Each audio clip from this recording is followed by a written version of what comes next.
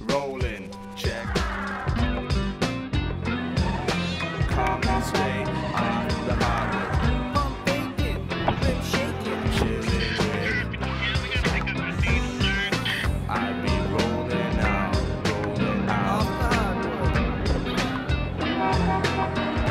off the hardwood straight. This week on Off the Hardwood, Toronto Raptors forward Tracy Murray and Paul Jones visit the Royal Ontario Museum, where they check out the new Dinosaur exhibit, talk hoops, and hang out with some Raptors fans. Tracy Murray over the big save.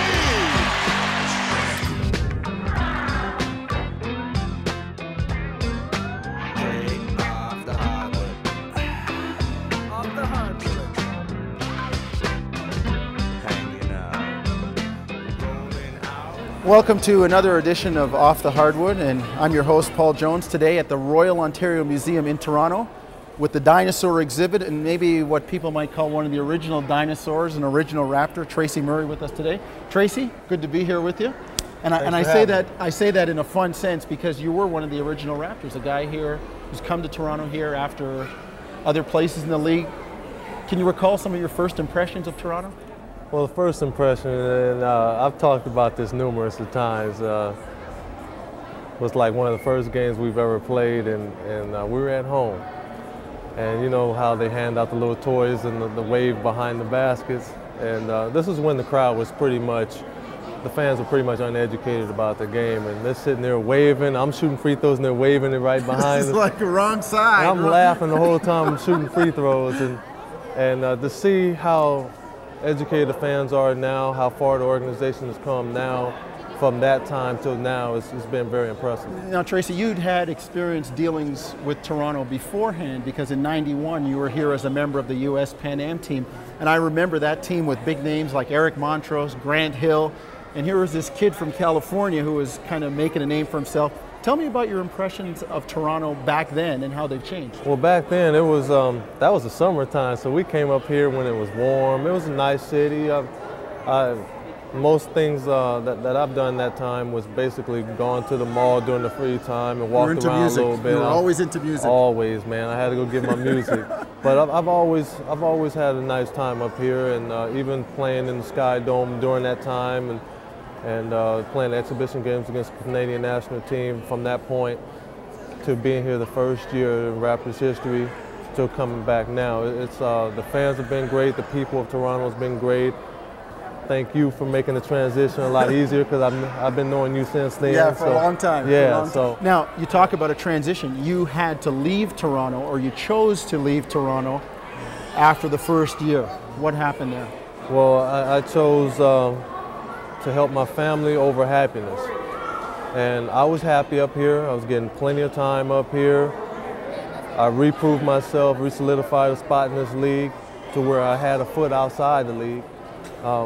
The fans grew to know Tracy Murray. Mm-hmm. Not just Tracy Murray, the basketball player, but through appearances, right, through stuff like this that you put me on back in the day. Yeah, you know, yeah, we used to do they that. got to know Tracy Murray, the person. And I fell in love with the town just as much as they fell in love with me. And I was real sad to leave here. What took you to Washington, Tracy? You talk about sacrificing happiness. What took you to Washington? Obviously, I can only go up 30% of what I was making the year before. And the year I was here, I was only making minimum. Right.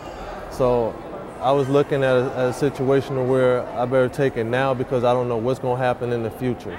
So that's what I did. I took the contract, the 7-year contract, you know, and helped my family out. Everything was cool. Management actually counseled you out of that because Isaiah Thomas, who was the GM here at the time, said to you, Tracy, I know you love it here, but you better take that money and you know, we'll see you down the road, right? Exactly. He said, you know what, I'll be a fool to sit here and tell you not to take that. You know, and I was honest with him. I sat down and I talked to Isaiah. We've always had open communication. We talked about everything, and he's still a great friend of mine to this day. He's responsible for giving me that second shot, and I will always feel indebted to him to this day. Well, second shot in Toronto. Let's go check out this Dinosaur exhibit. It's a great exhibit, actually. It came from all over Europe. It's come to Toronto here, And I guess they've been collecting it to somewhere around the 1930s. So it's kind of appropriate that we're talking about a team of actually not even dinosaurs anymore. You guys move up and down the floor, but at a dinosaur exhibit. We're going to go and see the rest of the exhibit.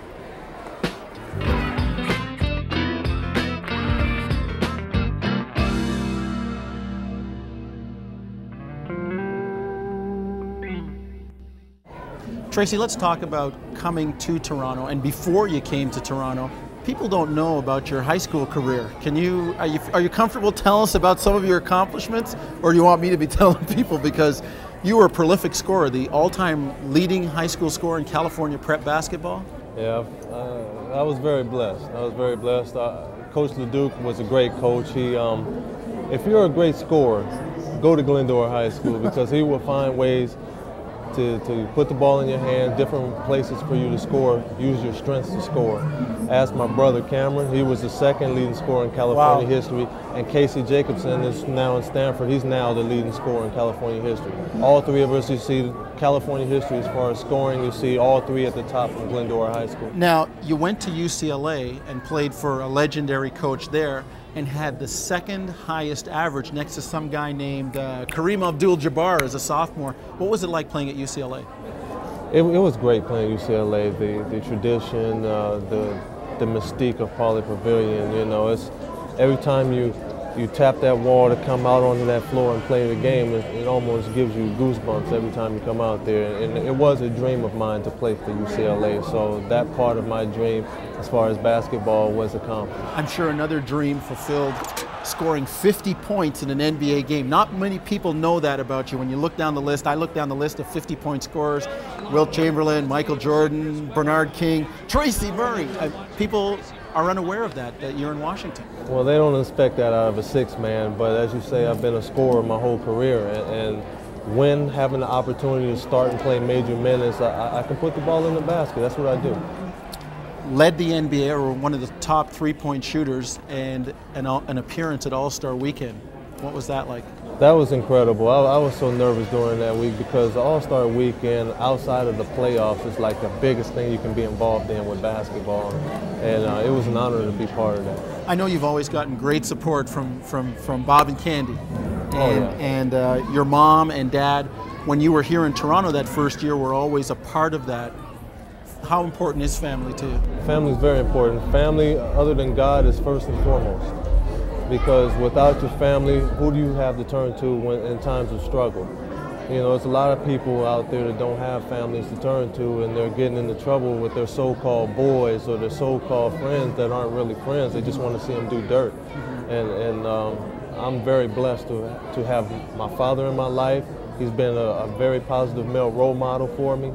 I'm blessed to have a brother as close that I have. You know, I'm very close to my brother. What's the age difference you and your brother? We're 4 years apart. He's 26 now. My brother Cameron, he was a standout at the University of Louisville. He played with the Globetrotters for a little while. He's a very, very talented player, but he's also a great person. And I'm just glad to be close to him. And Mom, what more can you say? Mom is Behind mom, every right? strong man, there's a strong woman. And Mom has been very strong. She's been there for us. And I'm just very blessed to have a family like I have.